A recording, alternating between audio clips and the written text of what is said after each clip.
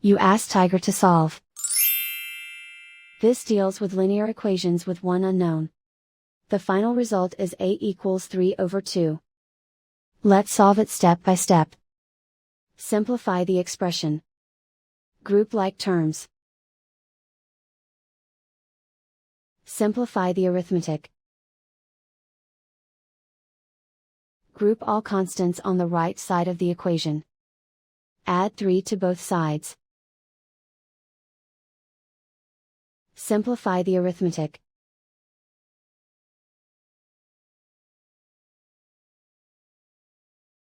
Isolate the a.